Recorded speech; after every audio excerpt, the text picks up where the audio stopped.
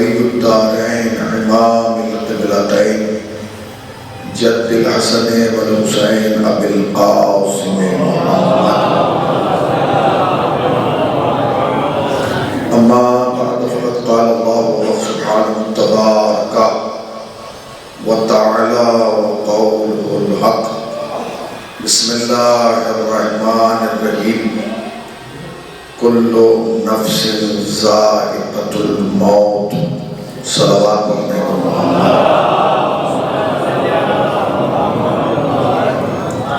حاضرین فرشیدہ اور صاحبان بلا لائق صد احترام عزاداران نصیب الشہداء، ایک مرحومہ کے سال ثواب کے لیے میری سزا بعنوان مجلس چہلم برپا کی گئی ہے اور ہم اور آپ جمع ہوئے ہیں ان کے اہل خانہ کو تعزیت پیش کرنے کے لیے اور صبر کی تلقین کرنے کے لیے۔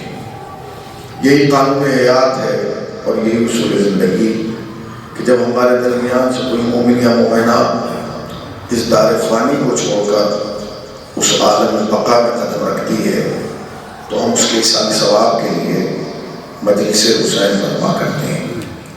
اگر ہم اور آپ اپنی زندگی کا جائزہ لیں تو ہمیں اور آپ کو بخوبی اس بات کا احساس ہوگا کہ ہماری اور آپ کی زندگی جس نقطے، جس محور اور جس مرکز کے ارد طواف کرتی ہے، اس محور، اس مرکز، اس نقطے کا نام مجلس امام حسین ہے۔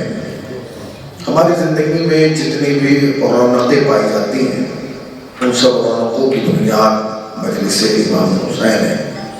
ہماری زندگی میں جتنی بھی دینداری پائی جاتی ہے اس دینداری کی بنیاد مجلس امام حسین ہے۔ ہماری زندگی میں جتنی بھی قرآن مجید کو لے کر انس اور محبت پایا جاتا ہے اس انس اور محبت کی بھی بنیاد مجلس امام حسین ہے۔ ہماری قوم میں اگر حق اور باطل کو باطل کہنے کی طاقت ہے تو جس جگہ سے یہ طاقت ملتی ہے اس جگہ کا بھی نام مجلس امام حسین ہے۔ ہم اگر حقوق الناس اور حقوق العباد پر بات کر لیتے ہیں تو شاید جہاں سے یہ جذبہ حق ملتا ہے اس جگہ کا نام بھی مجلس امام حسین ہے۔ دنیا کی واحد قوم ہم ہیں کہ جو چوراہے پر مائک لگا کر یہ بتانے کی طاقت رکھتے ہیں کہ دنیا والوں ہم سے پوچھو، ہم بتائیں گے کہ قاتل کون ہے اور مقتول کون ہے، ظالم کون ہے اور مظلوم کون ہے، فرار کون ہے اور کرار کون ہے۔ خدا کی قسم اگر یہ دنیا میں مجلس نہ ہوتی تو شاید قیامت تک دنیا پہ یہ راز ہی نہ کھلتا کہ علیہ السلام اور ہیں اور رضی اللہ اور ہیں۔ تو یہ مجلس امام حسین کا ایک جیتا جاگتا معجزہ ہے کہ جس نے پوری دنیا کو سوچنے پر مجبور کر دیا کہ موت اور ہے، ہلاکت اور ہے۔ وہ جو فرمائیے موت اور ہے، ہلاکت اور ہے۔ یہ موت جو ہے نا یہ ایک سلسلہ ہے کہ جو آج شروع نہیں ہوا ہے، یہ روز اول سے شروع ہے اور روز آخر تک رہے گا۔ بس فرق اتنا ہے کہ کچھ پہلے چلے گئے ہیں، کچھ کو بعد میں جانا ہے۔ آج ہم ان کے یہاں آئے سال ثواب کے لیے، کل کوئی ہمارے یہاں آئے گا۔ آج ہم ان کے یہاں فاتحہ کے لیے آئے، کل کوئی ہمارے یہاں آئے گا۔ آج ان کے یہاں مجلس ہے، کل کوئی ہمارے یہاں مجلس میں آئے گا۔ اسی لیے کہا گیا کہ جب قبرستان میں جاؤ تو یہ کہہ کے سلام کرو، اے قبروں میں سونے والوں تم پر سلام۔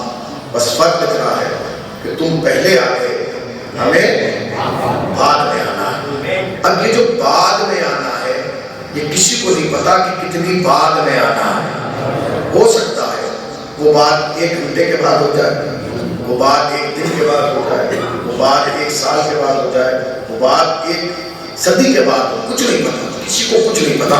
اس لیے کہ دنیا جتنی بھی ترقی کر لے وہ اپنی موت کے وقت کو پا نہیں سکتی۔ یہ ایک راز ہے جو راز خدا کو معلوم ہے یا اہل بیت کو معلوم ہے۔ مگر یاد رکھیے گا، جملہ کہنا چاہتا ہوں کہ انسان کو موت نہیں مارتی، موت کی دہشت مارتی۔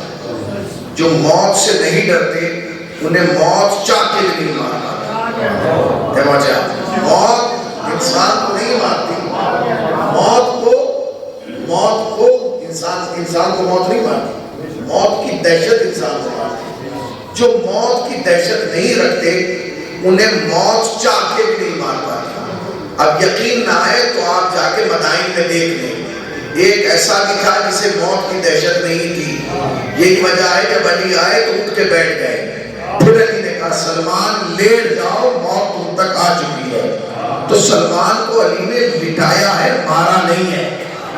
توجہ فرمائیے گا، سلامات پڑھیں گے محمد والا موت ہے۔ اب ایک آیت میں نے پڑھی ہے، اس مجمع کے اندر ایک بھی فرد بشر ایسا نہیں ہے جو اس آیت کریمہ کا حافظ نہ ہو، سب کو یاد ہے، بہت آسان ترجمہ ہے، کلو نفس ذائقۃ الموت، کل نفس ذائقہ اور موت، یعنی ہر نفس کو ذائقہ موت چکھنا ہے۔ اس مجمع کے اندر ایک بھی ایسا نہیں ہوگا جو اس کے متن کو یاد کیے نہ ہو اور اس کا ترجمہ یاد کیے۔ بہت ساری آیتیں ایسی ہیں جو ممبر سے پڑھی جاتی ہیں، آپ کو نہ آیت یاد ہوتی نہ ترجمہ یاد ہوتی، مگر یہ سب کو یاد ہے۔ ہر نفس کو ذائقہ موت چکھنا ہے، زور سے بولیے، ہر نفس کو ذائقہ موت چکھنا۔ یہ نہیں کہا قرآن نے کہ ہر نفس کو موت کھانا، کھانا نہیں، چکھنا، کھانا اور ہے، چکھنا اور ہے۔ قرآن مجید میں کوئی لفظ بھی بھرتی کا رکھا ہی نہیں ہے، جو لفظ رکھ دیا وہ قیامت تک کے لیے۔ موت کھائے گی نہ، موت کو کھانا چکھنا۔ اب یہ کھانے اور چکھنے میں فرق کوئی دنیا میں سمجھے نہ سمجھے، مگر اردو زبان والے آسانی سمجھتے۔ لفظ کھانا آپ دن میں کم سے کم 10 مرتبہ بولتے ہیں، کھانا کھا کے جائیے گا، کھانے تک کو پوچھائیے آج کھانے میں کیا بنے گا، کھانے میں کتنی تاخیر ہے، کھانے میں کیا ٹائم لگے گا، اب آئی گئے کل کھانے پہ آ جائے، سب بولے جاتے ہیں۔ لفظ چکھنا روز نہیں بولا جاتا، اس کی ایک خاص کیفیت جہاں لفظ چکھنا استعمال کیا جاتا ہے۔ قرآن نے بھی لفظ خاص رکھا ہے، عام نہیں رکھا۔ کھانے کو عام سمجھا جاتا ہے، چکھنے کو عام نہیں۔ میں پہنچ گیا آپ کے دن میں 3:30-4 بجے، کھانے کا ٹائم نہیں تھا، مگر میں نے کہا مجھے بھوک لگی۔ ہم نے جا کے بیگم سے کہا کیا ہے مولانا آپ نے؟ اس نے کہا میں نے دال بنے لا کے رکھا، آپ نے کہا کھا لیجیے۔ میں نے وہ سب کھا لیا۔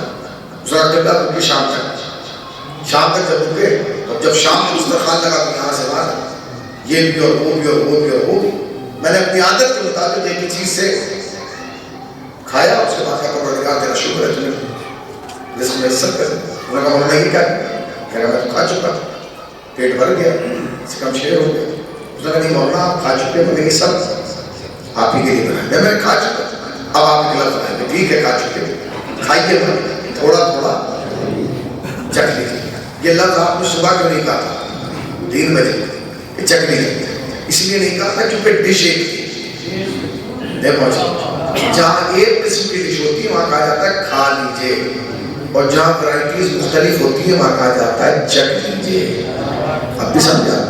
قرآن نے لفظ کھانا نہیں کہا، قرآن نے لفظ چکھنا رکھا تاکہ تمہیں پتہ چل جائے کہ دسترخوان حیات پر ایک قسم کی موت نہیں ہے،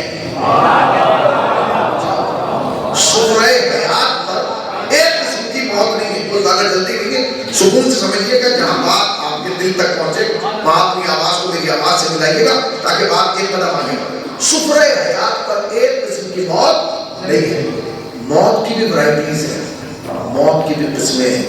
اب آپ کہیں گے مولانا یہ موت کی قسمیں اللہ نے بنائی، اللہ نے زندگی کی قسم بنائی ہے، موت کی نہیں بنائی۔ زندگی تو اس نے تم سب کو ایک جیسے دی، مگر موت کا اختیار تم نے خود لیا۔ کیا مطلب؟ اللہ میں مثال دوں، اللہ نے جب تمہیں اس کائنات کے آنگن میں اتارا تو ہر آدمی کے ہاتھ میں گلاس پانی کا دے دیا، سب نے پیا، سب کو ذائقہ جیسا لگا، میں نے پیا مجھے جیسا لگا، آصف بھائی نے پیا سے، بختر بھائی نے پیا، کہنے سب کا پانی ایک جیسا ہے، ہاں بھی پانی ایک جیسا ہے، کیونکہ ایک ہی اس سے آئے تو سب کا پانی ایک جیسا ہے۔ جب ہم امام بارگاہ میں داخل ہوئے تو یہاں 2 ڈبے رکھے، ایک میں شکر تھا ایک میں نمک اور چمچ رکھا ہوا تھا۔ اب اختیار آپ کو دے دیا گیا، چاہے شکر ڈالیے چاہے نمک ڈالیے۔ اب ہر آدمی نے اپنی مرضی سے ڈالا تو کھولا، ذائقہ بدل گیا، جس نے شکر ڈالی میٹھا ہو گیا، جس نے نمک ڈالا نمکا ہو گیا۔ خطا پانی والے کی نہیں تھی نہ گلاس والے کی، خطا اس کی تھی جس نے اپنے لیے انتخاب نمک کا کیا۔ بس یہی زندگی ہے، جس نے حیات کے پانی میں آل محمد کی محبت کا مٹھاس ڈال دیا، آئے موت میٹھی ہو گئی، اور جس نے آل محمد کا بغض ڈال دیا کوئی موت کہہ لی اس کا کیفیت بدل دی. اب ایک قدم آگے بڑھے. موت کی تجویز اللہ نے ایک انسان کو 7 بیٹے دیے. اب 7 نے زندگی گزاری. اب جب مرنے لگے تو 7 کے ساتھ کے طریقہ الگ ہے. یہ ایسے مر رہے ہیں, وہ ایسے مر رہے ہیں, وہ ایسے مر رہے ہیں. ایک ساتھ نے کہا کہ کیا پروردگار یہ کیا, ان کا تو باپ ایک تھا, ان کا نسب ایک تھا, نسب ایک تھا, خاندان ایک تھا, شجرہ ایک تھا, سب کچھ ایک تھا, پھر یہ موت ایک جیسی کیوں نہیں. آواز آئی شجرہ ایک تھا باپ کی بنیاد پر. توجہ یہ کا لفظ آ رہا, شجرہ ایک تھا باپ کی بنیاد پر, موت آئے گی اعمال کی بنیاد پر. شجرہ ایک تھا باپ کی بنیاد, موت آئے گی اعمال کی بنیاد. کیا مطلب؟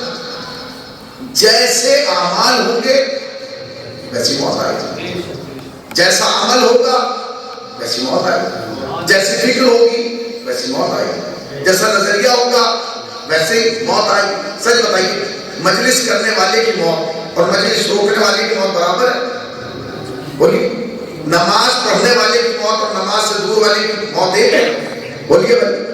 علی کو ماننے والے کی موت اور علی کو سوچنے والے کی موت ایک ہے؟ کیوں یہ فرق ہوا؟ کہ قرآن نے کہہ دیا اگر ذرہ برابر خیر کیا تو جزا ملے گی, اگر ذرہ برابر شر کیا تو سزا ملے گی. اختیار تو آپ کو ہے, آپ جیسا سوچتے چلے جائیں گے ویسی موت آپ کے لیے تیار ہوتی چلی جائے گی. اب آپ کسی پہ الزام نہیں لگا سکتے کہ میری تو موت آصف بھائی نے تیار کر دی, آصف صاحب نے کہی میری موت تو ہے. نہ, میں اگر اچھی بات کروں گا تو موت اچھی آئے گی, میں اگر بری بات کروں گا تو موت بری آئے گی, میں اگر خیر کروں گا تو موت اچھی آئے گی, میں اگر شر کروں گا تو موت بری آئے گی. اس کا مطلب یہ کہ موت کی ایک قسم نہیں ہے, موت پل پل بدل رہی ہے, موت پل پل بدل رہی ہے. آپ مجلس میں آئے تو موت اچھی تھی, جاتے جاتے جب آپ باہر پہنچے آپ نے کہا کہ یار یہ جوتوں پرانے ہو گئے, یہ نئے, چلو یہ پہن کے چلا جاتا ہے. اب کیا ہوا, زندگی بدل گئی.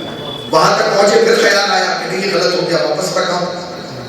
تو اس میں خطا کسی نے, ہر پل زندگی بدل رہی ہے, ہر قدم تمہیں موت کے قریب لے جا رہا ہے, مگر تمہارے اختیار میں ہر قدم پہ تم موت کو تیار کر رہے ہو. ہر لمحہ تم نے خیر کیا تو موت اچھی ہو گئی, تم نے شر کیا تو موت بری ہو گئی. اب آپ یہ نہیں کہہ سکتے کہ یہ یوں ہو گیا. نہ, ہم خود تیار کر رہے ہیں. ہمارے اندر کا انسان, ہمارے اندر کا نفس انسان کے لیے موت کو آمادہ کر رہا ہے. اتنا بڑا امام بارگاہ بنا دیا گیا, موت اچھی ہو گئی. ایک صاحب نے آ کے پتھر لگا دیا, بہت اچھی ہو گئی. ایک صاحب نے آ کے گلہ رکھا, بہت اچھی ہو گئی. ایک صاحب آئے گلہ اخوار کے لے گئے, بہت بری ہو گئی. ہے امام بارگاہ, ٹی وی لا کے لگایا گیا, ٹی وی پہ مجلس سنائی گئی, اچھی تھی, اسی میں گانے چلنے لگے. یعنی ہر چیز کیا ہو رہا, وہی زندگی ہے. آپ چاہے اسے ایسے گزار لیں چاہے اسے گزار لیں. تو موت کی قسمیں, اب علماء سے پوچھا گیا کہ موت کی قسمیں کتنی ہیں, انہوں نے کہا لا تعداد انگنت بے شمار. یعنی دنیا میں جتنے نفس ہیں, جتنے انسان ہیں, اتنی موت کے طریقے ہیں, اتنی قسمیں. میری موت کا طریقہ الگ ہے, آپ کے موت الگ ہے, ان کی موت الگ ہے. کیوں, جیسی سوچ تھی ویسی موت ہوگی. مگر علماء پہ جب زور ڈالا گیا تو جو پوچھا گیا اصل موت کی قسمیں, انہوں نے کہا موت کی تو ہزاروں لاکھوں انگنت لا تعداد قسمیں, مگر ان میں اہم 3 ہیں. 3 قسموں کی موت. بقیہ کا پہلی کا نام ہے موت, دوسری کا نام ہے ہلاکت, اور تیسری کا نام ہے شہادت. موت, ہلاکت اور شہادت. مجھے پوچھا کہ موت کے معنی کیا ہے, انہوں نے کہا موت کے معنی کو پوچھ سکتا ہے. موت کے معنی ہے مر جانا. موت کے معنی کیا ہے, مر جانا. موت آ گئی, موت کھا گئی, موت لے گئی. انہوں نے کہا موت کے معنی ہے مر جانا. مجھے پوچھا گیا ہلاکت کے معنی کیا ہے, توجہ فرمائیے گا. انہوں نے کہا ہلاکت کے معنی ہے مر کے مٹ جانا. نہیں پہنچا, ہلاکت کے معنی کیا, مر کے مٹ جانا. ابھی آپ ہلاکت کے معنی تک نہیں پہنچے. ایک جملہ کہوں گا آپ سب ہلاکت کو سمجھ جائیں گے کہ ہلاکت کیا ہے. ہلاکت کے معنی ہے مر کے مٹ جانا. شاید کسی کا کوئی جملہ تمہیں یاد آیا ہوگا, اگر علی نہ ہوتے میں ہلاک ہو جاتا. سلام محمد والے محمد. اگر علی نہ ہوتے میں, اچھا یہ جملہ شاید تاریخ میں ایک بار نہیں, ایک مرتبہ اور آیا. آپ دیکھیے امام جعفر صادق کو ضرورت لگے پھر یہ جملہ ہے. امام ابو حنیفہ نے کہا تھا کہ اگر میں اپنی زندگی کے 2 سال جعفر صادق کی خدمت میں نہ گزارتا تو میں ہلاک ہو جاتا. آپ نے غور کیا ان کا جملہ کیا ہے؟ اگر علی نہ ہوتے میں ہلاک ہو جاتا. ان کا جملہ کیا ہے؟ اگر جعفر صادق نہ ہوتے، بولو بھائی، میں ہلاک ہو جاتا. دنیا ہم سے کہتی ہے آپ کو ہم سے پریشانی کیا ہے؟ تم سے سب سے بڑی پریشانی ہے کہ تم انہیں تو مان رہے ہو جو ہلاک ہونے والے ہیں، انہیں نہیں مان رہے ہو جو ہلاکت سے بچانے والے ہیں. سلام پڑھے محمد وآل محمد. انہیں مان رہے ہیں. اور یہ ہلاکت کے معنی کیا ہے؟ انہوں کا ہلاکت کے معنی ہے مر کے مٹ جانا. موت کے معنی مر جانا. ہلاکت کے معنی مر کے بولو مٹ جانا. اب ان سے پوچھا گیا شہادت کے معنی کیا ہے؟ آگے قسم کیا ہے بات ہے. انہوں نے کہا شہادت کے معنی ہے مر کے جی جانا. مر کے جی جانے میں شہادت کا ہے. کیا کہ مر کے جی جانا شہادت. اب قرآن سے پوچھو کہ شہادت کسے کہا جاتا ہے؟ قرآن نے بڑے واضح الفاظ میں کہا کہ جو بھی راہ خدا میں شہید ہو جائے خبردار انہیں مردہ گمان نہ کرنا بلکہ وہ زندہ ہیں. اور دلیل زندگی کیا ہے؟ کہ دلیل زندگی ہے کہ وہ اپنے پروردگار سے رزق بولو بھائی پا رہے ہیں. سب مل کے بولے کیا ہے؟ پا رہے ہیں. اگر یہ آیت قرآن میں نہ ہو میں مجرم ہوں. قرآن نے کہا خبردار تم شہید راہ حق کو مردہ گمان بھی نہ کرنا بلکہ وہ زندہ ہیں. اور دلیل زندگی کیا ہے؟ اپنے پروردگار سے رزق پا رہے ہیں. اپنے پروردگار سے رزق پا رہے ہیں. ملت مسلمہ ذرا کان کھول کے سنے. جب قرآن کی نگاہ میں رزق پانے والے زندہ ہیں تو جو رزق بانٹ رہے ہیں سلام پڑھے محمد وآل محمد. قرآن کی نگاہ میں رزق پانے والا زندہ ہے تو جو رزق پائے گا اس کے بارے میں کیا کہا؟ اور قرآن نے کیا کہا؟ قرآن نے کہا جو بھی راہ خدا میں شہید ہو جائے وہ زندہ ہے. اب میں آپ سے سوال کر رہا ہوں ہمیں کون سی موت آئے گی؟ ہمیں کون سی موت آئے گی؟ ہمیں شہادت والی موت آئے گی. یہ میرے کہنے سے آ جائے گا؟ آصف بھائی کے کہنے سے آ جائے گا؟ نہیں. منجی بشریت مرسل اعظم کا الا ومن مات علی حب آل محمد مات شہیدا. جو بھی آل محمد کی محبت پر مر جائے وہ شہید ہے.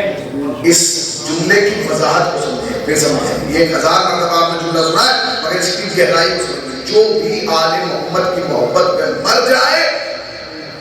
اب لوگ کہتے ہیں جی اسلام جو ہے وہ تنگ نظر مذہب ہے.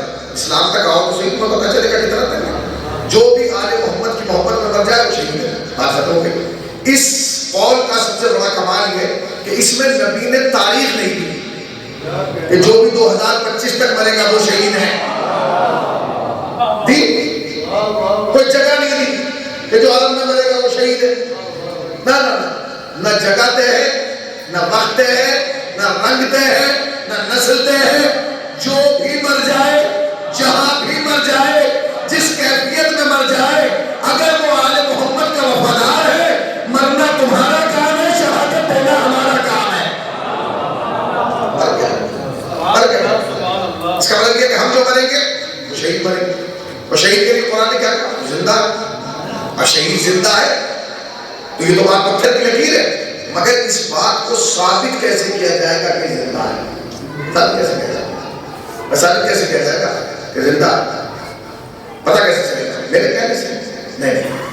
پتہ ایسا کیسے چلے گا کہ اگر اس کا وجود دوسروں کے لیے فائدہ مند ہے تو یہ زندہ ہے. یاد رکھیے گا قرآن میں اور ہم میں فرق یہ ہے کہ قرآن انہیں زندہ کہتا ہے جو لے, اور ہم اسے زندہ مانتے ہیں جو دے. انتقال ہو گیا, اعلان ہو گیا, فلاں صاحب کا میرے انتقال ہو گیا, سارا سماج جمع ہو گیا. اب جب جمع ہو گیا تو وہاں جنازے بھی 2 پارٹیاں ہوئی. یہ کس طرح کرتے ہو؟ انہوں نے کہا جی مر گئے, انتقال ہو گیا. دوسروں نے کہا خبردار یہ مرے نہیں, یہ دوسرا ہی زندہ ہے. انہوں نے کہا زندہ کیسے ہے؟ زندہ ہے. اس نے کہا ڈاکٹر کو بلا رہے ہیں. ڈاکٹر کو لایا گیا, ڈاکٹر نے نفس پکڑی تو کام نہیں ختم ہو گیا. انہوں نے کہا ڈاکٹر صاحب دقت سے چیک. اس نے کہا بھائی تجربہ ہے نہیں, کوئی نہیں. سوٹ کیس کھول کے آلہ نکالا, آلہ کان لگایا کہ وہ آگے دل میں رکھا. تھوڑے دن کے بعد اس نے کہا تو میری نہ مانو, یہ آلہ نہیں کہہ رہا ہے کہ مر گیا. تو صحابہ کے بڑے دوسرے کا ڈاکٹر صاحب ہوش میں آئیے، آپ کا اعلیٰ کہہ رہا ہے کہ مر گیا، ہمارے مولا کہہ گئے کہ زندہ ہے۔ اعلیٰ کہہ رہا ہے کہ مر گیا اور مولا کیا کہہ گئے؟ اب اعلیٰ کی مانے کہ مولا کی؟ سماج جماعت ہوتا کہ ہم امتحان نہیں، اگر یہ زندہ ہو تو بھی پتہ چل جائے تو کیسے؟ ایک صحابہ کے بڑوں نے کہا حضور پیاسا ہوں ذرا پانی دے دیجیے، اسے پانی نہیں دیا۔ دوسرے صحابہ کے بڑوں نے کہا حضور بھوکا ہوں کھانا دے دیجیے، اس نے کھانا نہیں دیا۔ تیسرا صحابہ نے کہا حضور امام بارگاہ بن رہا ہے کچھ مدد کر دیجیے، انہوں نے کہا نہیں۔ حضور مسجد میں لینٹر ڈل رہا ہے، نہیں۔ ایک صحابہ کے بڑوں نے کہا حضور آپ کے بھائی پہ حملہ ہو گیا، وہاں بھی نہیں۔ سماج نے کہا کہ کنفرم ہوتا ہے، کیوں؟ کہا کہ یہ زندہ ہوتا تو پیاسے کو پانی کھلاتا، بھوکے کو کھانا کھلاتا، مسجد امام بارگاہ کی مدد کو آتا، اور کسی کی مدد کو نہ آتا اپنے سگے بھائی کی مدد کو تو آتا۔ اس کا مطلب یہ کہ سماج اسے مردہ مانتا ہے جو پیاسے کو پانی نہ پلا سکے، بھوکے کو کھانا نہ کھلا سکے، مسجد امام بارگاہ کی مدد نہ کر سکے، اور جو اپنے سگوں کے لیے اٹھ کے قدم آگے نہ بڑھا سکے۔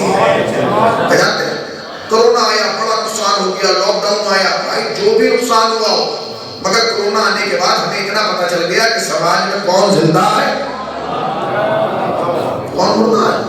اس لیے کہ جنہیں ہم زندہ سمجھ رہے تھے وہ تو مردہ نکلے، اور جنہیں ہم مردہ سمجھ رہے تھے وہ زندہ نکلے، کیونکہ ان کے اندر طاقت نہیں تھی۔ اس کا مطلب ہے کہ جو دے وہ زندہ ہے، جو دے۔ اب آپ اپنے گریبان میں جا کے سوچیں ہم نے کتنا دیا، آپ نے کتنا دیا۔ زندگی کی بات نہیں، تختے پہ ہمارے پاس وہ چشمہ نہیں ہے جو دیتے ہوئے کو دیکھ لیں، مگر نہیں، آل محمد نے ہمیں وہ بصیرت دی ہے کہ تم دیکھو تو صحیح، یہ دے رہا ہے، وہ تو تختے پہ لیٹا ہے، ہم تو سمجھ رہے کہ مردہ ہے، مگر وہ مردہ نہیں ہے۔ آل محمد نے کہا ہے تو زندہ ہے، اور زندگی کی دلیل کیا ہے؟ وہ دے رہا ہے۔ تو پتہ کیسے چلے گا یہ دے رہا ہے؟ اس نے کیا دیا؟ نبی مکرم نے فرمایا کہ انتقال تو میرٹھ میں ہوا تھا، تم اس وقت کہا؟ میں نے کہا میں نے ممبئی تھا۔ کہنے لگے خبر ملی تھی؟ میں نے کہا کہنے لگے جب خبر ملی تم نے کیا کہا؟ میں نے کہا جیسے خبر ملی میں نے کہا انا للہ، تو کہنے لگے جیسے تم نے انا للہ کہا تمہارے نامہ اعمال میں لکھا گیا اس نے ایک آیت کی تلاوت۔ تو میں نے کہا پھر؟ تو کہنے لگے تم جہاں بھی تھے تمہیں وہی ایک آیت کا سوال مل گیا۔ میں نے کہا وہ تمہیں کیا؟ کہنے لگے سبب کون بنا؟ میں نے کہا یہ۔ تو کہنے لگے جو دے وہ زندہ ہے، جو دے صلوات پڑھنا محمد والا، جو دے کیا ہے؟ زندہ ہے۔ اس کا مطلب یہ کہ یہ دے رہا ہے، جو دے وہ کیا مل رہا ہے؟ زندہ ہے۔ تو دے رکھے گا یہ طلب اور آگے بڑھے۔ آپ نے لمبا سفر طے کیا، یہاں تک آگے، یہاں جب آپ پہنچے تو جس کے نام پہ آپ آئے اس نے آپ سے ملاقات بھی نہیں کی، وہ اٹھا بھی نہیں، وہ باہر بھی نہیں آیا، اس نے یہ بھی نہیں کہا شکریہ آپ میری خبر کم سن کے یہاں تک آ گئے۔ آپ باہر کھڑے رہے، اندر رہے، انہیں نہلایا گیا آپ باہر رہے، انہیں کفنایا گیا آپ باہر رہے، اب آپ چل دیے جنازے کے پیچھے پیچھے، ملاقات تو ہوئی نہیں۔ آپ کو کیا ملا ہے؟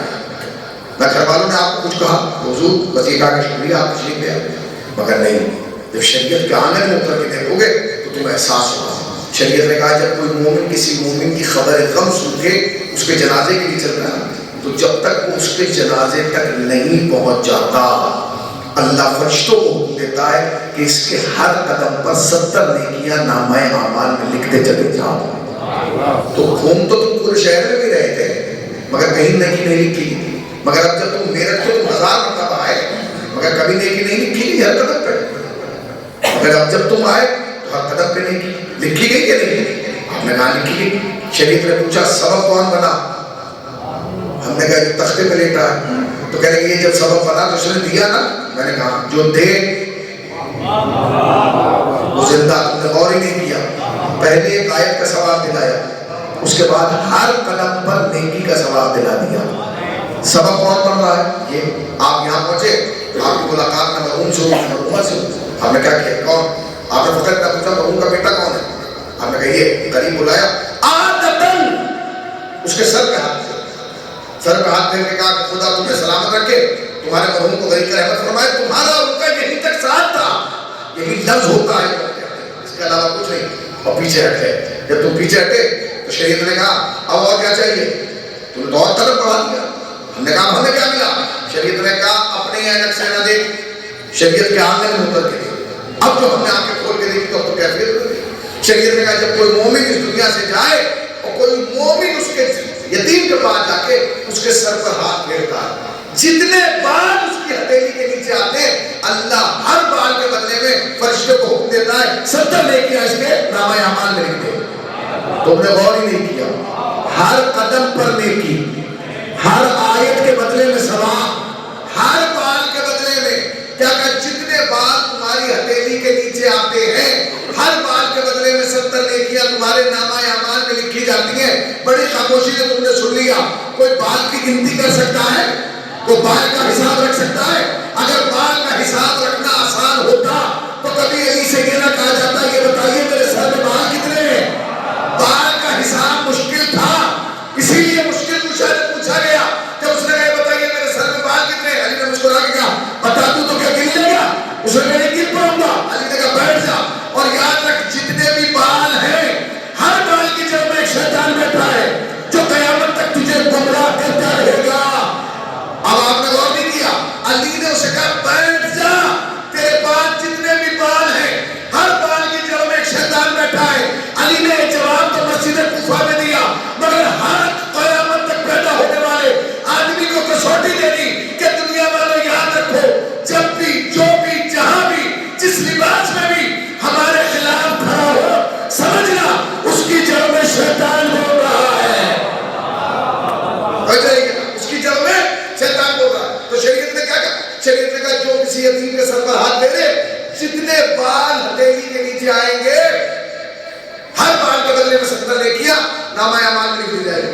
میں نے پڑھ دیا، آپ نے سن لیا، مگر میں قریب آ کے بات کرنا چاہتا ہوں۔ جو میرے سر پہ ہاتھ پھیرے گا اسے 70 نیکیاں ملیں گی، جو آصف بھائی کے سر پہ ہاتھ پھیرے گا انہیں 70 نیکیاں ملیں گی، جو بھائی کے سر پہ ہاتھ پھیرے گا 70 نیکیاں ملیں گی۔ ہمارے اور آپ کی حیثیت کیا ہے؟ بھائی جو جس کے سر پر ہاتھ پھیرتا رہا اسے 70 نیکیاں نامہ اعمال میں ملتی رہی۔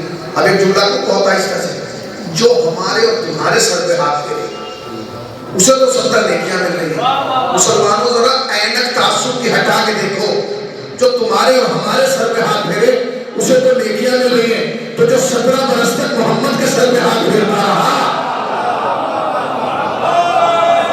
17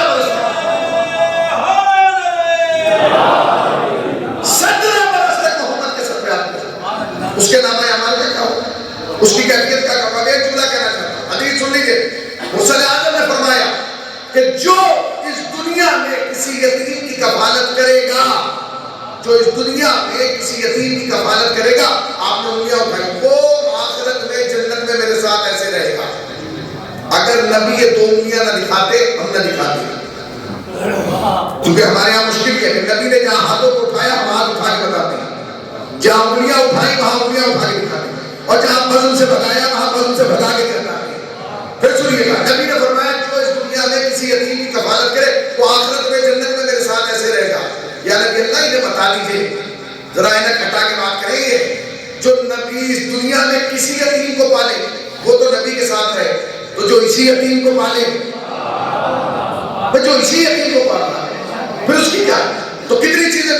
پہلے ایک آیت کا سوال ہے، ہر قدم پر 70 نیکیاں اس نے نامہ اعمال میں لکھا۔ ایک قدم اور آگے ہر بال کے بدلے میں تم کہہ رہے ہو یہ مردہ ہے، یہ مردہ نہیں ہے یہ زندہ۔ شریعت نے کہا ایک قدم اور آگے بڑھو۔ میں نے کہا کیا؟ کہہ لگے تم باہر، میں نے کیا کریں گے پھر؟ اندر جاؤ۔ ہم نے کہا اندر نہیں جا سکتے۔ کیوں نہیں جا سکتے؟ کہہ لگے غسل لیا جا رہا ہے۔ شریعت نے کہا تم جا کے دو۔ ہم نے کہا ہمیں تو آتا ہی نہیں۔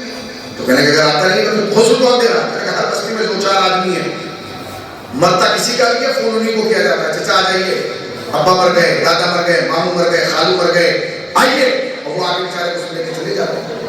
تو کہتے ہیں کہ ذرا غور سے دیکھ لیں جب وہ غسل دے کے جائیں انہیں کسی نے کوئی لفافہ دیا، کوئی پیمنٹ کیا؟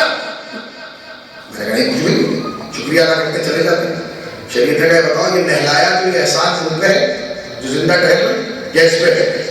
میں نے کہا تو احسان اس پہ نہلایا اسے، تو کہنے لگے یہ خود تو آج دینے کی پوزیشن میں نہیں ہے، تم نے دیا نہیں، اور یہ دنیا میں اس کا آخری دن ہے، اور اللہ یہ چاہتا نہیں کہ یہ کسی کا احسان دے کے وہاں آئے۔ میں نے کہا پھر کہنے لگے تم دے نہیں رہے ہو، یہ دینے کی پوزیشن میں نہیں ہے، اور اللہ یہ نہیں چاہتا کہ یہ احسان لے کے وہاں آئے۔ میں نے کہا پھر کہنے لگا اب سنو، تم دو گے اپنی اوقات کے اعتبار سے، اللہ دے گا اپنے اختیار کے اعتبار سے۔ میں نے کہا پھر کہنے لگے اللہ نے قانون بنا دیا کہ جب کوئی مومن کسی مومن کو غسل دیتا ہے تو اللہ فرشتوں کو حکم دیتا ہے فرشتوں سنو جتنا پانی اس کے غسل دینے میں خرچ ہو رہا ہے ہر پانی کے قطرے کے بدلے میں 70 نیکیاں نامہ اعمال میں لکھ دو. اللہ اکبر. ہر قطرے. دیکھیے ہمارے حساب اور تمہارے حساب میں فرق ہے کہ ہم جو حساب کرتے ہیں کلومیٹر کا کرتے ہیں, اللہ قدم کا کر رہا ہے. ہم سر گنتے ہیں مجلس میں کتنے آدمی آئے, اللہ بال کے پا رہا ہے. ہم بالٹیاں گنتے ہیں کہ کتنی بالٹی لگ گیا, اللہ قطرے جو ہو رہا ہے. پھر وہ سمجھے اگر ذرہ برابر خیر کیا تو جزا جو دے وہ زندہ ہے. نبی نے کیا کرنا ہے زندہ. تو پہلے کیا دیا ایک آیت کا ثواب, پھر ہر قطرے کے بدلے میں پانی کا ثواب, 70 کا ثواب ہر بات میں. چلیے جی کوئی بات اس کو دے دیا گیا. اب 2-4 آدمی باہر بیٹھے مشین کی. میں نے کہا یہ کون, یہ ٹیلر صاحب کہاں سے ہے. میں نے کہا ٹیلر نہیں ہے بھائی یہ بلائے ہمارے پہلے کی. میں نے کہا کیا کرتے ہیں, کہ ان کا کام ہی ہے, کام تو کا دوسرا آدمی کرتے ہیں. کوئی بھی مرتا ہے بیچارے آدمی قسم کھاڑتے ہیں بھی کاٹتے ہیں اور یہ دیا کرتے ہیں. تو میں نے کہا اسے کتنے پیسے دیے جائیں گے, کہنے لگے اس کو کچھ بھی نہیں دیا جائے. میں نے کیوں نہیں دیا, اس کو کیا دیا جاتا ہے, کفن ہی تو پاڑ رہا ہے. کفن دنیا کا سب سے قیمتی لباس ہے. یاد رکھیے گا. ہم نے اس کو آپ جائیے شادی سے پہلے جب آپ دلہا کی شیروانی سلوانے جاتے ہیں تو 25,000 روپے دینا پڑتے ہیں. پہن کے کس کے سامنے جائے گا, بولو سسرال کے سامنے. تو جو لباس سسرال والوں کے سامنے پہن کے جائے گا اس کے تو 25,000 دے رہا ہے, اور جو مولا کے سامنے پہن کے جائے گا اس کا کیا دیا آپ نے کچھ نہیں دیا. یہ دینے کی پوزیشن تھی. اللہ نے کہا احسان میں رکھوں گا تو اب اسے کیا دے گا. اللہ نے کہا اس کا نام الگ ڈائری میں لکھ دو. بھائی اس کی الگ ڈائری الگ رجسٹر الگ لسٹ میں رکھو. سنو ضروری نہیں ہے جو برانڈ کا کفن پہنا کے تمہارے گھر والے دفن کریں وہی پہن کے تم محشر میں آؤ. میں نے کہا کیوں, کہ انٹری تمہارے اختیار میں ہے, ایگزٹ تمہارے اختیار میں نہیں ہے. ایگزٹ کس کے اختیار میں, اعمال جیسے اعمال ہوتے ویسے ایگزٹ ہوگا, جیسے اعمال ہوں گے ویسے ایگزٹ ہوگا. تو میں نے کہا پھر کہنے لگا کہ کسی نے کسی زندگی نے کسی کو کفن پہنانے میں ذرا سی بھی مدد کر دی پھر اس کا ایگزٹ ویسے نہیں ہوگا جیسے سب کا. میں نے کہا کیوں, کہنے لگے جب اللہ کہے گا محشر میں کیسے لاؤ, فرشتے کہیں گے پروردگار کیا اس کا لباس اتار دے, اس کے اعمال ویسے نہیں. اللہ کہے گا اس کا مت اتارنا. کہا کیوں, کہ اس نے اپنی زندگی میں ایک کو کفن پہنانے میں مدد کی تھی. کہا تو پروردگار پھر کیوں نہ اتارے, کہا بس یہی تو جب یہ بندہ ہو کے بندے کو لباس دے رہا تھا کیا میں خدا ہو کے اس سے لباس لے لوں. ہر قدم پر ضروری پہلے ایک آیت کا سوال, اس کے بعد ہر قدم پر 70 نے کیا, ہر بال کے بدلے میں 70 نے کیا, ہر پانی کے قطرے کے بدلے میں 70 نے کیا.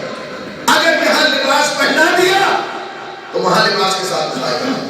کیا ہوگا جن کا قبرستان کی طرف کھول رہی, کون کھول رہا, کہیں مزدور بلائے. پہلے کیا تھا جس گھر کا مسئلہ تھا وہ جا کے کھولتے تھے, پھر یہ فیشن بنا کے انجمن والے جا کے کھولتے ہیں. اب تو جیسی بھی سے کھود رہی ہے, اس لیے کھود رہی کیونکہ اسے پتہ نہیں کہ قبر کھودنے کا ثواب کیا ہے. اگر ثواب پتہ چل جائے تو لوگ آپس میں لڑیں کہ میں جا کے قبر کھودوں گا. خدا کی قسم ثواب جانتے کیا, ثواب یہ ہے کہ جب تم کسی مومن کی یہاں قبر کھودتے ہو تو پوری زندگی کی ایک تمنا ہے جنت میں گھر مل جائے, جنت میں جھوپڑی مل جائے, جنت میں مکان مل جائے. خدا کی قسم اللہ نے کیا قانون بنایا ہے, جب کوئی تم یہاں کسی مومن کی قبر کھودنے میں مدد کرتے ہو اللہ فوراً فرشتوں سے کہتا ہے اسے آخرت میں ایک مکان دے دو. کیوں, ایسے لیے کہ جب یہ بندہ ہو کر زمین پہ مکان دے کے آ رہا ہے, یہ تو ہر چیز کی جزا ہے.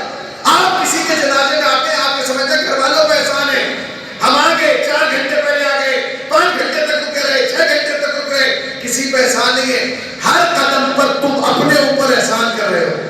ہر قدم جو تم پڑھ رہے ہو تمہارا فائدہ ہو رہا ہے, جس طرف تم جا رہے ہو تمہارا فائدہ ہو رہا ہے. اس لیے کہ وہ تو بارگاہ خدا بندی میں چلا گیا, اب کچھ نہیں. آپ نے کہا ٹھیک ہے جنازہ تیار ہو گیا, اب آواز لگی جنازہ تیار ہے آ جائیں. تو کیا شریعت نے حکم یہ دیا کہ خالی بلڈ ریلیشن والے ہیں جس کا خون کا رشتہ نہیں؟ شریعت نے کہا جتنے لوگ آئے سب آ کے جنازے کو کاندھا دیں گے, سارا سماج آ گیا. تو کیا شریعت نے کہا ایسے لے کے چلے گا, نہیں ایسے نہیں, کاندھے پر. تو کیا اسی کاندھے پر رکھنے کا, نہیں تھوڑی دیر اس کاندھے پر رکھو پھر تھوڑی دیر اس کاندھے پر رکھو.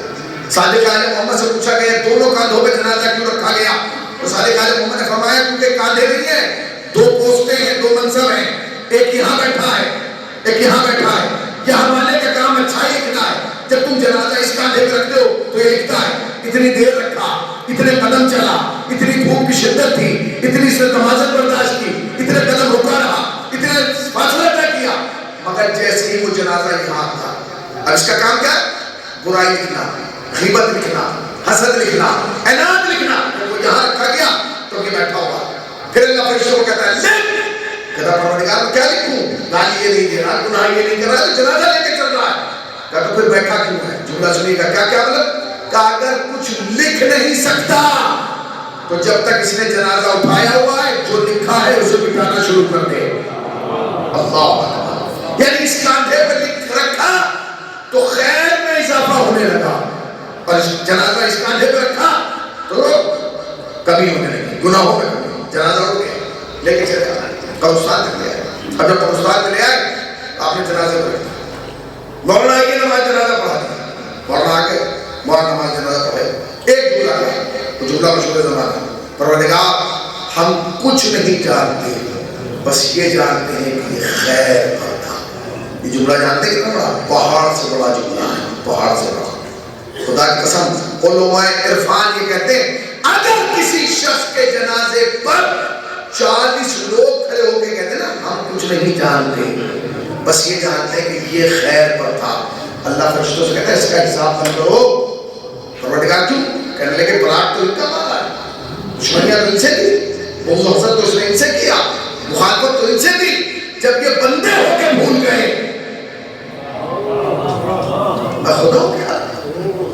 40 آدمی نے کھڑے ہو کہتے ہیں آپ عموماً یہاں جب جنازہ اٹھتا کتنے آدمی ہوتے ہیں؟ 40 ہوتے ہیں. بولیے کم سے کم 200-250 آدمی ہوتے ہیں. مطلب 200 آدمی تھے، اس کو تو 40 میں کلین چیٹ مل گئی، 160 تو فالتو ہی تھے. ہم نے کہہ دیا پروردگار ہم کچھ نہیں جانتے، خیر کریں. جب دفنا کے آئے وہ ہاتھ دھو رہے، اچھا ہوا مر گیا. سماج میں پوچھتا اب میں پوچھا ہوں کہ جو آپ یہاں ہاتھ دھوتے ہوئے تبصرہ فرما رہے ہیں اس کا اس کو کوئی نقصان پہنچے گا؟ بولیے بھائی پہنچے گا؟ کیوں نہیں پہنچے گا؟ اسے تو 40 میں کلین چیٹ مل گئی نا. اب تو جو بول رہا ہے اپنا نقصان کر رہا ہے، اس لیے کیونکہ اس نے یہاں جو کھڑے ہو کے کہا تھا ہمیں کچھ نہیں پتا یہ خیر پہ یہ دوائی کسے دی تھی. اس کے بھتیجے کو دی تھی کہ تیرا چچا خیر پہ تھا، اس کے پوتے کو دی تھی تیرا دادا خیر پہ تھا، اس کے نانا کو دی تھی تیرا نواسا خیر پہ تھا. تم نے گواہی دی تھی خدا کو پروردگار تیرا بندہ خیر پہ تھا. اور اللہ کا قانون ہے جو اللہ بندے کو دھوکہ دینے والے کو برداشت نہیں کرتا وہ اسے کیسے برداشت کرے گا جو بندہ ہو کے خدا کو دھوکہ دے رہا ہے. قانون ہے. اب ہم تبصرہ کریں، یاد رکھے گا اس قوم کو تذکرے سے زیادہ تبصرے نے نقصان پہنچایا. ہم نے جو تبصرے کیے فلاں کی شادی پہ تبصرہ، فلاں کی بیٹی پہ تبصرہ، فلاں کے بیٹے پہ تبصرہ، اس نے ہماری زندگیوں کو تباہ کر دیا. یاد رکھے گا تبصرہ نہ کریں کسی پر. تبصرہ کرنے سے پہلے جس پر تبصرہ کرنا چاہتے ہیں، اگر کسی کے بیٹے پر تبصرہ کرنا چاہتے ہیں پہلے اپنے بیٹے کو دیکھیں. اگر آپ کا بیٹا اس سے زیادہ لائق ہے اور آپ کے بیٹے میں کوئی کمی نہیں تو پھر آپ کی بات کرنے کا حق ہے. اور اگر آپ کے اندر بیٹے کے اندر کمیاں پائی جاتی ہیں پھر آپ کو کوئی بات کرنے کا حق ہے. اگر آپ کسی کی بیٹی پہ بات کرنا چاہتے ہیں پہلے اپنی بیٹی کو. شریعت نے اجازت نہیں دی کہ آپ کسی پر تبصرہ کریں. اگر آپ کسی کے عیب کو دیکھ رہے ہیں تو پھر اس سے اپنی آنکھوں کو موڑ لیں، اس لیے کہ آپ کو کسی پہ حق نہیں ہے. جناب نوح کا زمانہ ہے، سامنے سے کتا گزر گیا، کھجلی دار کتا، کھجلی تھی اسے. جناب نوح نے منہ بنایا، فوراً جیسے منہ بنانا تھا آواز قدرت آئی، نو منہ کیوں بنا رہے ہو؟ کہنے لگے پروردگار اسے کھجلی ہے. کہا کہ کھجلی ہے تو صحیح کر دو. جناب نوح نے کہا صحیح تو نہیں کر سکتا. آواز آئی اگر صحیح نہیں کر سکتا تو منہ بنانے کا بھی حق نہیں ہے. اگر تم صحیح نہیں کر سکتے، تمہارے اندر اتنی طاقت اور قدرت نہیں ہے، پھر تمہیں منہ بنانے کا حق نہیں ہے. فقط تمہیں ایک حق ہے کہ اگر کسی کے اندر کوئی برائی دیکھو اس کی اصلاح کی دعا کرو، اس پہ تبصرہ نہ کرنا. ہمارے یہاں پھر میں نے کہا قوم کو تذکرے نے نقصان ہی پہنچایا. تبصرے نے اگر کسی مومن نے آ کے مسجد میں خدا نے خواستہ غلط وضو کر دی، ہنگامہ مچا دیا، ارے اس میں تو آپ کو وضو نہیں آتی، ایسے وضو کر رہا تھا. آپ امام حسن حسین سے بڑے عالم ہیں. امام حسن حسین کے ساتھ ایک شخص نے آ کے غلط وضو کیا. اگر چاہتے تو شریعت کے ذمہ دار تھے امام وقت کہہ سکتے تھے تم نے غلط وضو کی. اسے بلایا، اب بزرگوار آپ ہم سے بڑے ہیں، ہم دونوں بھائی وضو کریں، آپ دیکھیے صحیح کر رہے ہیں کہ خدا کی قسم ہدایت کا طریقہ یہ ہو. کام کیا فرزند زہرا میری وضو غلط تھی. اس کا مطلب یہ کہ اصلاح کا طریقہ ہو. اصلاح کسی کو ذلیل کر کے نہیں ہوتی. اصلاح عزت دیتے چلے جاؤ گے, اصلاح ہوتی چلی جائے. ایک قدم اور آگے ہو گیا, جنازہ اٹھا کے لے آئے, قبر میں رکھا گیا. اب جب شریعت نے قبر کے اندر رکھا تو نہیں کہا کہ مٹی ڈال کے واپس آ جاؤ, نہ شریعت نے کہا ایک شخص اس کی قبر کے اندر اترے گا. اتر گیا, مولانا اوپر بیٹھے ہیں سرحانے, اور اب مولانا کہیں گے اوپر سے بیٹھ کے اسماعیل فام, اور وہ نیچے ہلائے گا اسماعیل فام. ہوتا ہے. میں آپ کو کہہ رہا ہوں, ٹھیک ہے آپ کا عقیدہ ہے کہ آپ تلقین سناتے ہیں, سنائیے, مجھے سنائیے, مولانا کو سنائیے, مولانا کو سنائیے, آصف صاحب کو سنائیے, سنائیے. آپ کا مسئلہ یہ کہ آپ اسے سناتے ہیں جو پیدائش گنگا اور بہرا ہوتا ہے. سناتے ہیں پر پیدائشی گنگے بہرے کو کیوں سنا رہے ہیں؟ آپ کو پتہ ہی نہیں. ورنہ ہوتا کیا, اگر کسی گنگے سے آپ بات کرنے لگے نا بول کے, تو 10 آدمی اشارے میں بات کی, تو آج تک ہمیں نہیں ملا کہ کسی گنگے کو تلقین سنائی جا رہی ہو, کوئی گنگا اشارے میں سنائیے. چون چپ رہتے ہو کیونکہ تمہیں پتہ چل جاتا ہے کہ جب تک ادھر ہے تو سن رہا ہے کہ نہیں, مگر جیسے ہی قبر میں جاتا ہے سننے لگتا ہے. تو قبر میں ہوتا ہے سنتا بھی ہے. سنا, اور دو جملے اسماعیل فام, دونوں کے نیٹ ورک الگ ہے. سن سمجھ, سن سمجھ, سن سمجھ. تلقین 2 مرتبہ ہوتی ہے, ایک مرتبہ مجمعات میں, ایک مرتبہ تنہائی میں. ایک ہی دفعہ کیوں نہیں ہے؟ یہ ہلا کے کیوں کہہ رہے ہیں؟ ہمارے یہاں تو قبر میں لٹا کے کرتے ہیں. آپ جائیے نجف شریف میں تو حرم امام میں رکھ کے کہتے ہیں اسماعیل فام سنا رہے, سن سمجھ, اور لوگ سن رہے ہیں زور سے, وہ بھی سن رہا ہے, وہ بھی. یہ کیوں کہا جا رہا ہے اسماعیل فام؟ یہ صرف اس لیے کہا جا رہا ہے تاکہ دنیا کو پتہ چل جائے کہ ہم کیا کر رہے ہیں. عالم اسلام کے 73 فرقوں میں اکیلا فرقہ ہے شیعہ, جو اپنے مردے کو قبر میں لٹا کے, قبر کھول کے, سر عام چلا چلا کے کہتا ہے اسماعیل فام, اسماعیل فام. سن سمجھ, سن سمجھ, سن سمجھ, سن سمجھ, تاکہ دنیا کو پتہ چل جائے جب قبر میں جا کے ہمارے مردے کا دماغ خراب نہیں ہوا, بخار میں نبی کا دماغ کیسے خراب ہو گیا. سلام پڑھے گا محمد وعلی محمد.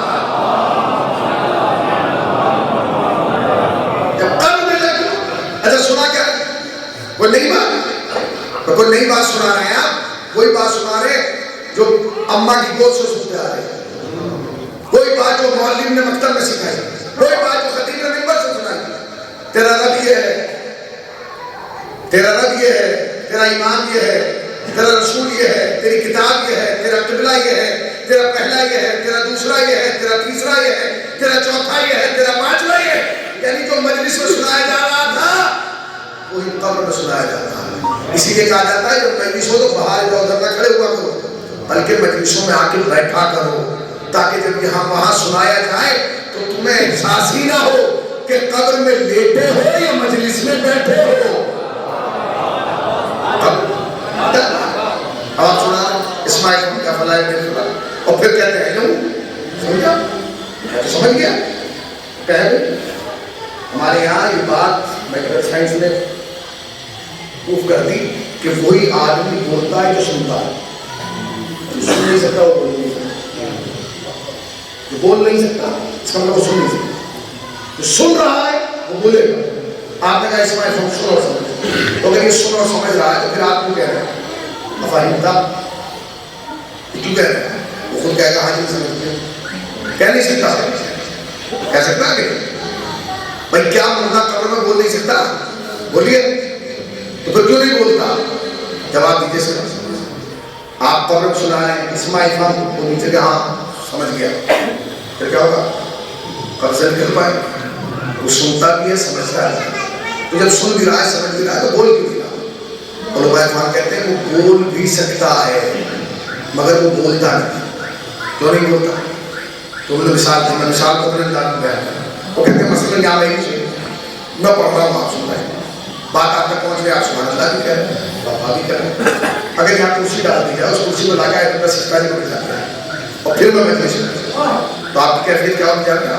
آپ مجھے سنیں گے ضرور مگر بول نہیں پائیں گے. کیوں؟ کیونکہ اس لیے کہ جب ایک بڑی شخصیت آ کے بغل میں بیٹھ جاتی ہے تو اس کی ہیبت اور دلچسپی اتنی ہوتی ہے کہ لوگ اس کی شخصیت میں مگن ہو جاتے ہیں. تم نے غور ہی نہیں کیا, فرماتے ہیں یہی دلیل ہے کہ وہ بول نہیں رہا. وہ بول سکتا تھا مگر بول کیوں نہیں رہا؟ کیونکہ کرسی علی کی لگی ہے. بول سکتا مگر کرسی علی کی لگی نہیں، کیونکہ اس کے وجود میں کھویا ہوا پوری زندگی جس کے نام کے لیے ترسا ہے، جس کے نعرے لگائے ہیں، آج اس قبر میں دیکھ رہا ہے. بیٹھ کر ہو رہے گا، آپ نے مٹی ڈال دی، قبر بند ہو گئی، اب آپ چلنے نہیں ہوگی. شریعت نے کہا رک جاؤ. کیا کہا اپنی انگلیاں گاڑو اور 7 مرتبہ 21 مرتبہ یا 11 مرتبہ سورہ مبارک کی تلاوت کریں. آپ نے 7 مرتبہ 11 مرتبہ 21 مرتبہ انگلیاں گاڑ کے تلاوت کریں. اب آپ پوچھیں کہ انگلیاں گاڑ کے کیوں تلاوت کرے گا؟ ایسے کھڑے ہو کر پڑھے گا تو کوئی ثواب نہیں ملے گا. ایسے ہاتھ اٹھا کے پڑھے گا نہیں. شریعت نے قانون بنایا اور تمہیں تمہاری عظمتوں کا اقرار کرایا. شریعت نے کہا انگلی گاڑ کر پڑھو، اس لیے کہ جب تک اس قبر پر تمہاری انگلی کا نشان باقی رہے گا صاحب قبر پر عذاب نہیں آئے گا. اب آپ اپنے کو دیکھیں اور میں اپنے کو دیکھیں. جھوٹ ہم بولتے ہیں، غیبت ہم کرتے ہیں، گناہ ہم کرتے ہیں، سب کچھ ہے، کمیاں ہمارے اندر، مگر اس کے باوجود بھی کوئی ایسا کمال باقی ہے کہ جس کے اندر انگلیوں میں آج بھی ہے. یہ آپ سوچیے گناہ ہم کر رہے ہیں، غیبت ہمارے اندر اثر ہے، اس کے باوجود بھی اگر انگلیاں گاڑ دیں تو صاحب قبر کو عذاب نہیں. پھر ایک آپ کو ایک اور حدیث سنا فرماتے اے ہمارے شیعو تم فلاں کے قبرستان سے تیزی سے گزارتے ہو، کہیں ایسا نہ ہو کہ تمہارے وجود کی برکت سے ان کی قبروں کا عذاب ختم ہو جائے. یہ کون سی چیز ہے کہ جو ہمارے وجود سے عذاب ختم ہو رہا اور ہماری انگلیوں کا اثر یہ ہے کہ صاحب قبر پہ عذاب نہیں ہو رہا. اسی لیے تو پڑھایا جاتا ہے کہ انگلیاں کاٹ دی، جب تک انگلی کا نشان باقی رہے گا صاحب قبر پر عذاب نہیں آئے گا. یہ پتہ کیوں ہے؟ یہ اس لیے تاکہ دنیا کو بتایا جا سکے جس قبر پر مومن کے ہاتھ کے نشان آ جائیں، جب اس پہ عذاب نہیں آ رہا تو جس قبر میں خود امیر المومنین آ جائیں. آپ نے قبر بند کی، چلنے لگے. ایک آواز آئی، جانے والوں سے گزارش ہے نماز مغربین کے درمیان 2 رکعت نماز وحشت قبر پڑھ لیں. یہ بڑا سخت ہے. آپ جنازے میں آ گئے، آپ نے تشریح جنازہ میں کندھا دے دیا، آپ کھڑے رہے صرف اس لیے کہ لوگ دیکھ رہے ہیں. اب گھر آ گئے، آپ نہیں پڑھیں گے، پڑھ گیا، وہ زبردستی تھوڑی ہے. یہاں کون دیکھ رہا ہے؟ یہاں اس کا بیٹا بھائی تھوڑی ہے. شریعت نے کہا یہاں بھی ایک دیکھ رہا ہے. جانتے ہیں اب تک جتنی حدیثیں سنائی وہ 2 معصوم ہیں، امام جعفر صادق اور امام محمد باقر. اب جو حدیث سنا رہا ہوں مولا امام زمانہ ہے، فرماتے ہیں شیعو جب تمہیں کسی مومن کی خبر غم ملے تو دور ہو یا نزدیک اس کے لیے 2 رکعت نماز وحشت قبر پڑھ دے. ہر چیز کا ثواب ہے. تم دور ہو یا نزدیک اس کے لیے نماز وحشت قبر پڑھ دے.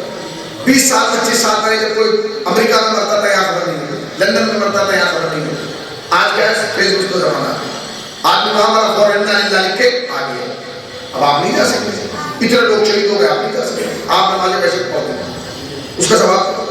اب جو حدیث ہے وہ سن لیجیے گا اور اسی پہ تقریر ختم ہو. فرماتے ہیں شیعو تم دور ہو یا نزدیک اس کے لیے نماز وحشت قبر پڑھ دیا کرو. یہ تو ہو گیا حکم امام کا، پڑھ دیا. اگر حدیث یہاں رک جاتی میں بھی رک جاتی. حدیث سے قدم آگے بڑھا بغیر اس بات کی پرواہ کیے کہ تمہارے لیے کون پڑھے گا. جانتے ہیں ہمارے یہاں جتنے مراجع ہیں، ان کی تصویریں لگی ہیں، جتنے مراجع ان کا اصول ہے یہ ہر روز نماز مغربین کے درمیان نماز وحشت قبر پڑھتے ہیں. کس کے لیے؟ وہ نیت کرتے ہیں جن لوگوں کی آج پہلی شب قبر ہے ہم ان کی نیت سے پڑھتے ہیں. وہ کہتے ہیں اب حدیث سنی چاہیے. اے میرے شیعو جب تم کسی مومن کی خبر غم سنو تم دور ہو یا نزدیک اس کے لیے نماز وحشت قبر پڑھ دینا بغیر اس بات کی پرواہ کیے کہ تمہارے لیے کون پڑھے گا. اب اگلا جملہ سنیے اور تقریر ختم ہو رہی ہے. بغیر اس بات کی پرواہ کی کہ تمہارے لیے کون پڑھے گا. اگر تم نے ان کے لیے نماز وحشت قبر پڑھی ہے میں مہدی وعدہ کرتا ہوں تمہارے لیے میں پڑھوں گا.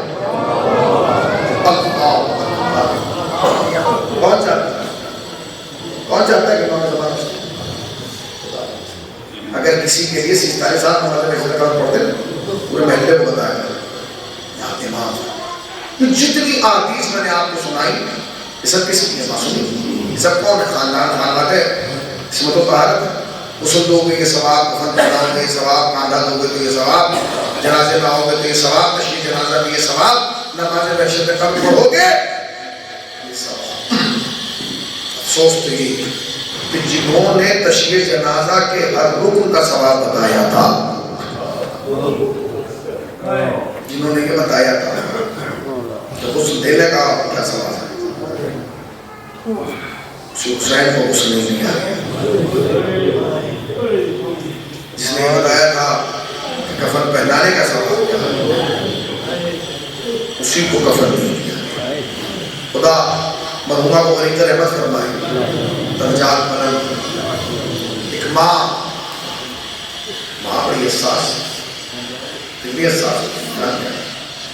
حساس ہوتی کہ جب غسل اعظم کا وقت آخر آیا آپ نے فرمایا فاطمہ سر تبرکات کا صندوق لائے گیا. آپ نے ایک پارچہ نکالا، اس کے 4 ٹکڑے نکالے. ایک ٹکڑا علی کو دیا، علی یہ مجھے پہنا دینا. دوسرا ٹکڑا اپنے فاطمہ کو دیا، میری بیٹی جب تم اس سے آ کے ملو گی تو ایک کفن تم لے لے. پھر ایک ٹکڑا علی کو دیا، علی کہ تمہارے لیے. ایک ٹکڑا حسن کو دیا. ٹکڑے 4 تھے مگر کمرے میں 5 تھے. سیدہ نے دیکھا اور دیکھنے کے بعد کہا بابا کیا میرے حسین کو ٹکڑا نہیں دیں گے؟ میرے بیٹے کو نہیں دیں گے بادشاہ؟ جبھی خاموش کہتے ہیں بابا آپ تو حسین سے بڑی محبت کرتے تھے. نبی مکرم کی آنکھیں نم ہو گئی. کیا جواب ہے؟ کہتی بیٹی کفن اسے دیا جاتا ہے جسے غسل دیا جاتا ہے. تیرا بیٹا 3 دن کا بھوکا پیاسا دشت کربلا سے نینوا میں مارا جائے. اللہ یہ ہے ماں، اللہ جس کے خاندان نے یہ بتایا تھا کہ کس چیز کا کیا ثواب ہے، اسی کا بیٹا 3 دن کا بھوکا پیاسا دشت نینوا میں مارا جائے گا. ماں احساسات کی معراج کو ماں کہا جاتا ہے. بڑے خوبصورت اشعار حاصل کریں مگر جب بھی ماں کا تذکرہ ہوتا ہے ممکن ہے کہ ماں کا تذکرہ ہو اور مرحوم رضا سرسی کی بات ہو. کیا کلام کہیں گے، موت کی آغوش میں جب تھک کے سو جاتی ہے ماں تب کہیں جا کر رضا تھوڑا سکون پاتی. 2009 میں ہماری والدہ کا انتقال ہوا وہ آئے، انہوں نے کلام پڑھا. کلام پڑھ کے بیٹھ گئے. میں نے کہا چچا یہ جو ماں ہے نا مطلب یہ میری ماں ہے. ایسے بھائی ہماری ماں ہے، آپ کی ماں ہے یا آپ کی ماں؟ کلی بولوں میں سمجھا نہیں. میں نے کہا ہماری ماں ہے جنہیں قبر میں جا کے تھوڑا سا سکون مل جاتا ہے. سمجھ گئے نا؟ میں نے کہا ایک ماں وہ بھی ہے جسے قبر میں بھی سکون ہے. کون ہے؟ وہ حسین کی ماں ہے جسے ماں قبر میں بھی سکون ہے. اماں لہو لوہان چمن دیکھنے چلو، زینب کے بازوؤں میں رسل دیکھنے چلو. قبر زہرا کو زلزلہ آیا، اے میرے لال تو جہاں جہاں جائے گا تیری ماں وہاں وہاں جائے گا. قبر میں اس بیٹی کو سکون نہیں ہے. ہماری ماں کو سکون ہے، آپ کی ماں کو سکون، حسین کی ماں کو سکون، حسین کی ماں کو سکون. علماء کہتے ہیں 6 مقام ایسے ہیں جہاں جناب فاطمہ خود تشریف لاتے ہیں. پہلا مقام مجلس حسین. جب ایک مجلس ہوتی ہے نا فاطمہ آتی ہے، بھائی جملہ سنو، کہتے ہیں بس فرق اتنا ہے ہم دیر سے آتے ہیں فاطمہ پہلے آتے ہیں. جب امام بار کا کھلتا ہے فرض مٹ جاتا ہے، فاطمہ آتی ہے اور اکیلی نہیں آتی، ایک بیٹی کو لے کے آتی ہے، ایک پوتی کو لے کے آتی ہے. اور پوتی بار بار دروازے کی طرف دیکھ کے کہتی ہے دادی میرے بابا کو رونے والے کب آئیں گے، دادی میرے بھیا اکبر کے رونے والے کب آئیں گے. اور وہ بیٹی پوچھتی ہے ماں میرے بھائی کے رونے والے کب ہیں؟ آپ آ جاتے ہیں بھائی اس میں بیٹھتے ہیں رکھتے ہیں کہ کیا کرتے ہیں، آپ چلے جاتے ہیں، وہ نہیں جاتے. پوری رات کی ہے اور وہ کہ کہتی دادی میرے ایک بابا کو رونے والا وہاں بیٹھا، دادی اس کے ہاتھ میں دعا کیجیے، وہ بہت تڑپ کے رو رہا تھا، دادی وہ رخسار کو تماچے مار کے رو رہا تھا، دادی وہ ایسے رو رہا تھا جیسے اس کا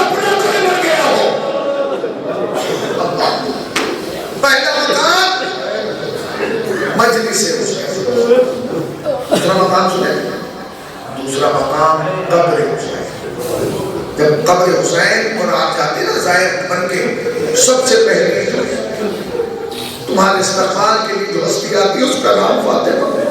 آجا میرے لال کے عزیزدار، آجا حسین کی بات تیرے استقبال کے لیے آ گئی۔ مجھے معلوم ہے تو ہندوستان میں کتنا تحفہ ہے کربلا آنے کے لیے، تو نے کوئی مجلس نہیں چھوڑی جس میں دعا نہ کی ہو، بی بی کربلا بلانے۔ آج تو آیا ہے حسین کی بات تیرے استقبال کے لیے آ گئی۔ پہلا مقام مجلس حسین، دوسرا مقام قبر حسین، تیسرا مقام سنیں گے، تیسرا مقام کنار مومن۔ جب کسی مومن کا وقت آخر آئے گا، انشاءاللہ جب ہمارا وقت آخر آئے گا تو 14 معصومین کی روحیں ہمیں گھیر لیں گے۔ ہمیں قرآن سنایا جائے گا، 14 کھڑے رہیں گے۔ ہمیں یاسین سنائی جائے گی، 14 کھڑے رہیں گے۔ ہمیں رحمان سنایا جائے گا، 14 کھڑے رہیں گے۔ مگر جیسے ہی ہمارے حلق میں پانی ڈالا جائے گا چمچ سے، 13 کھڑے رہیں گے، ایک بیوی پیچھے ہٹے گی۔ جب وہ بیوی پیچھے ہٹے گی، حسین ہاتھ بڑھے گے، کہیں گے ابا میرے زدار کو چھوڑ کے کہاں جا رہی ہے؟ صحرا کہے گی نہیں میرے لال، تیرے زدار کو چھوڑ کے نہیں جا رہی، میں یہ منظر دیکھ نہیں پاؤں گی۔ اما کیوں نہیں دیکھ پائی؟ میرے لال آج تیرے زدار کا وقت آخر آیا تو پانی پلایا جائے۔ ہر کربلا میں جب تیرا وقت آخر تھا کوئی پانی پلانے والا۔ اللہ، پہلا مقام مجلس حسین، دوسرا مقام قبر حسین، تیسرا مقام کنار مومن، چوتھا مقام قبر مومن۔ جب تمہیں قبر میں اتارا جائے گا، ایک طرف بالی پہلی ہوں گے، ایک طرف فاطمہ، کہیں گے آجا میرے لال کے عزیزدار، آجا قبر کے اندھیرے سے نہ گھبرا، تیری قبر میں اندھیرا ہونے نہیں دوں گی۔ تو نے بڑے دل سے عزیزداری کی ہے، تو ہر جگہ حسین کو جا کے رویا ہے، تیرے ہر آنسو کو تیری قبر کا چراغ بنا دوں گا۔ میں نے پڑھ دیا تو سن لیا، پہلا مقام مجلس حسین، دوسرا مقام قبر حسین، تیسرا مقام کنار مومن، چوتھا مقام قبر۔ یہ 5 کا مقام بعد میں بہت، چھٹا مقام پہلے کا۔ چھٹا مقام سمجھتے ہو؟ سیدہ محشر ہے، محشر آواز آئی، اہل محشر اپنی آنکھوں کو بند کر، سب اپنی آنکھوں کو بند کر لیں گے، صرف 2 لوگوں کی آنکھیں کھلی رہیں گی، ایک نبی اور ایک علی۔ آواز آئی ہے نبی اور علی، تم بھی آنکھ۔ نبی کہیں گے میں کیوں بند کروں، میری تو بیٹی آ رہی۔ علی کہیں گے میں کیوں بند کروں، میری تو زوجہ آ رہی۔ کہتے ہیں نہیں نبی اور علی تمہیں بھی آنکھیں بند کر، کہ کیوں؟ کہ جس کیفیت میں آ رہی ہے تم دیکھ نہیں پاؤ گے۔ کہ کیسے آ رہی ہے؟ کہ فاطمہ خالی ہاتھ نہیں آ رہی، ایک ہاتھ میں حسین کا لہو بڑا کرتا لے کر، ایک ہاتھ میں عباس کے کٹے ہوئے بازو لے کر، فاطمہ داخل محشر۔ اللہ تمہیں کو غم نہ دے، سوائے کا سرکار ہے، پڑھ دیا میں نے، پر ایک جملہ رہ گیا، پہلا مقام مجلس حسین، دوسرا مقام قبر حسین، تیسرا مقام، چوتھا مقام قبر مومن، چھٹا مقام محشر، 5واں مقام سینے میں دل میں دھڑکن اگر ہو تو اس کیفیت کو محسوس کریں۔ جانتے ہیں خدا کی قسم، اگر کوئی ماں اپنے بیٹے سے اپنی مصیبت بیان کرے، فلاں نے مجھے ایسا کہا، فلاں نے مجھ پر یہ سنی، تو بیٹے کی کیفیت کیا ہوتی ہے؟ کیسے دیتا ہی جاتا، آستینے چلا دیتا ہے، دروازے پہ چلا جاتا ہے، باہر نکل، تو نے میری ماں کو کیا سمجھا؟ اگر ہم جیسے کمزور کی ماں کو کچھ کہہ دیا جائے تو ہم سے برداشت نہیں ہوتی۔ جانتے ہیں 5واں مقام سنو، جب زمانے کا امام آئے گا اور روضہ رسول پہ کھڑا ہوگا اور جناب سیدہ کے قاتل کو نکال کے ٹانگا جائے گا، اس وقت جناب سیدہ آئے گی، امام زمانہ سامنے کھڑے ہوں گے، 7 جملے کہیں گے، 7واں جملہ کہہ کے بیٹھ جائیں گی یا بے ہوش ہو جائیں گی، 2 روایتیں، یا بیٹھ جائیں گی یا بے ہوش ہو جائیں گی۔ وہ 7 جملے سن لیجیے، مگر یہ سمجھیے گا کہنے والی فاطمہ ہے، سننے والے امام زمانہ ہے۔ اللہ جانے کیا کیفیت ہوگی امام زمانہ کی۔ پہلا جملہ کہیں مہدی اس نے میرا حق چھین لیا، مہدی اس نے میرا، پہلا جملہ۔ دوسرا جملہ مہدی اس نے مجھے بھرے دربار میں چھپایا۔ کوئی کچھ بھی کہے، مسائل کی دنیا میں کوئی کچھ بھی کہے، ہر آدمی سوچنے کا طریقہ ہے دروازہ گر گیا یہ بڑی مصیبت ہے. نہ فاطمہ کی زندگی کی سب سے بڑی مصیبت تمہیں بتاؤں ایک جملے میں سب سے بڑی مصیبت کیا تھی؟ فاطمہ کی زندگی کی سب سے بڑی مصیبت یہ تھی کہ فاطمہ دربار میں کھڑی ہو کے کہہ رہی تھی میں فاطمہ ہوں میں جھوٹ نہیں بولتی, میں فاطمہ ہوں میں جھوٹ نہیں بولتی, میں صدیقہ ہوں میں جھوٹ نہیں بولتی, میں مباہلہ کی شاہدہ ہوں میں جھوٹ.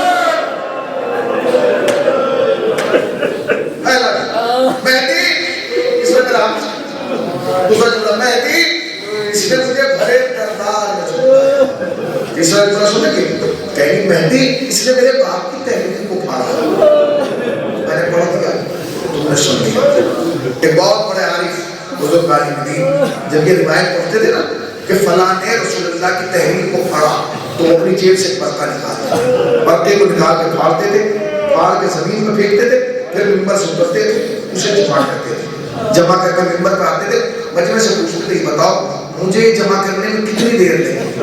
تو مجمع کے سے لوگ کہتے تھے آدھا منٹ, 1.5 منٹ. وہ عالم دین اپنے منہ پر تماچا مار کے کہتا تھا اس آدھا منٹ میں فاطمہ بوڑھی ہو گئی, اس آدھا منٹ میں بال سفید ہو گئے, اس آدھا منٹ میں کمر جھک گئی, اس آدھا منٹ میں قیامت گزر گئی.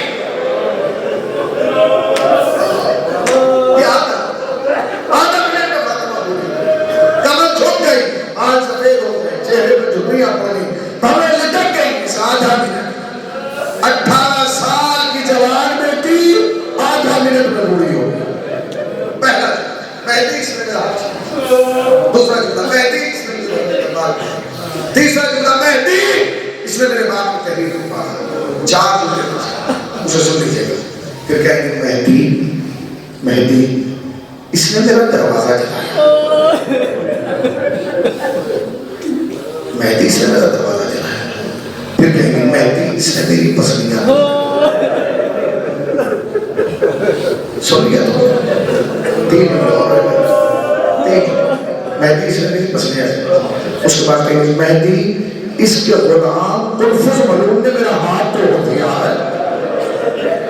مہدی پھر میں نے اس ہاتھ سے سلام نہیں کیا, اس ہاتھ سے چکی نہیں چلائی.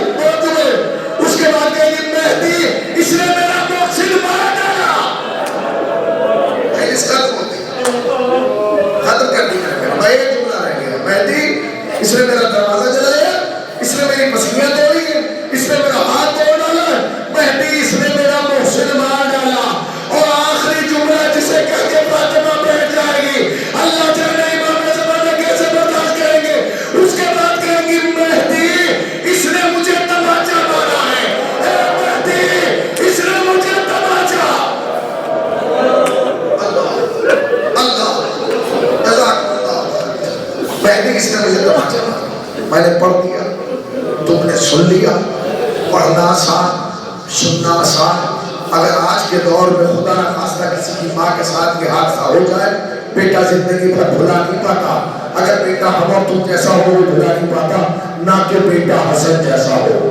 امام حسن زندگی بھر اس گلی سے نہیں گزرے جس گلی میں یہ حادثہ واقع ہوا, جہاں اس ملعون نے تماچا مارا تھا.